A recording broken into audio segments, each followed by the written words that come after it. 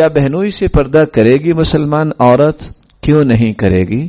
رسول اللہ صلی اللہ علیہ وسلم نے اس کے بارے میں رہنمائی کیا دی ہے؟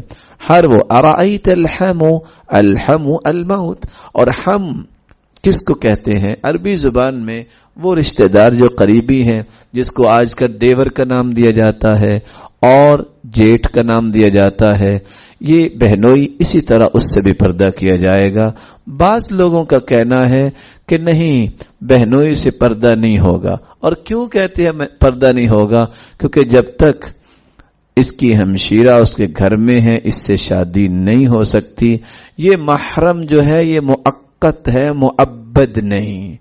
مؤقت ہو یا مؤبد ہو، رسول اللہ صلی اللہ علیہ وسلم وہ اسماء رضی اللہ تعالی عنہا کے بہنوئی تھے، کیونکہ وہ عائشہ رضی اللہ تعالی عنہا کے خامد تھے، لیکن اسماء رضی اللہ تعالی عنہا اگر پردہ کرتی ہیں تو اسماء سے نیک عورت ابھی تک پیدا نہیں ہوئی۔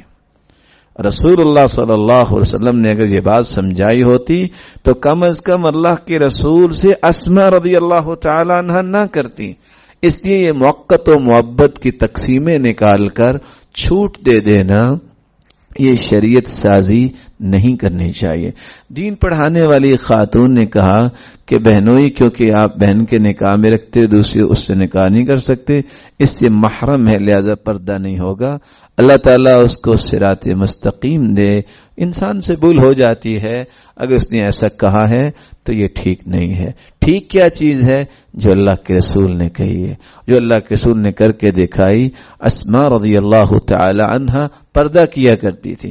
اور یہاں رک کے ایک اور بات بھی سمجھی جائے، اسی اسماء رضی اللہ تعالی عنہا کے اس پہلو کو جو حدیث پیش کی جاتی ہے، ابو داؤد کی روایت، اس کو دیکھ کر دو فیصلے اس وقت دنیا میں گردش کر رہے ہیں۔ پہلا فیصلہ یہ ہے کہ اصل میں اللہ کے رسول کے پاس اسماء باریک کپڑے پہن کے آئیں، نعوذ باللہ من ذالک، بالکل ایسی بات نہیں تھی۔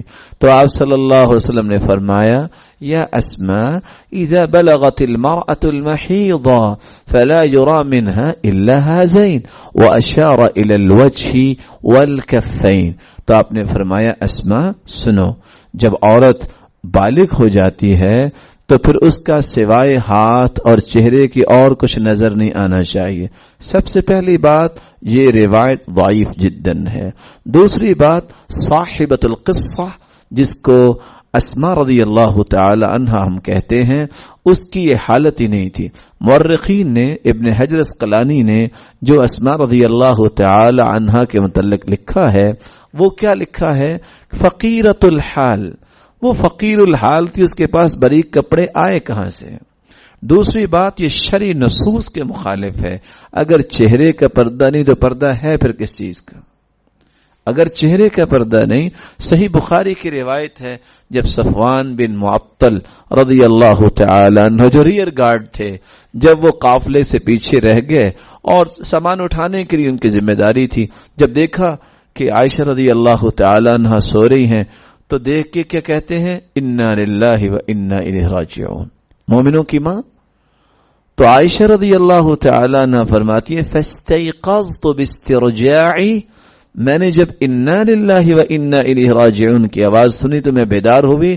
فخمرت وجہی بجلبابی، میں نے سب سے پہلا کام کیا کیا؟ اپنے چہرے کو جلباب سے ڈھانپ لیا۔ اور یہ بات طے شدہ ہے کہ عائشہ رضی اللہ تعالی عنہا سے تو کسی کی شادی ہو ہی نہیں سکتی، ماں ہے، لیکن انہوں نے سب سے پہلا جو پردہ کیا وہ کس بات کا کیا؟ کہ انہوں نے چہرے کو ڈھانپا۔ عورت ویسے تو لباس پہنا ہوتا ہے، اگر ہاتھ اور چہرے کا پردہ نہیں تو ہے کس کا؟ اس لیے جو صحیح بخاری کی روایت ہے، لا تنتقب المرأة المحرمة ولا تلبس القفازين، عورت جب احرام کی حالت میں ہو تو نقاب نہ باندھے بلکہ سر سے اپنا کپڑا چہرے پر لٹکا لے اور گلوز استعمال نہ کرے۔ اگر احرام کی حالت میں نہیں تو دونوں کام کرے گی، نقاب بھی کرے گی اور گلوز بھی استعمال کرے گی۔ یخمرن اطراف البنان من التقى، تقوی کی حالت یہ تھی صحابیات کی کہ ان کی انگلیوں کے پورے بھی نظر نہیں آتے تھے۔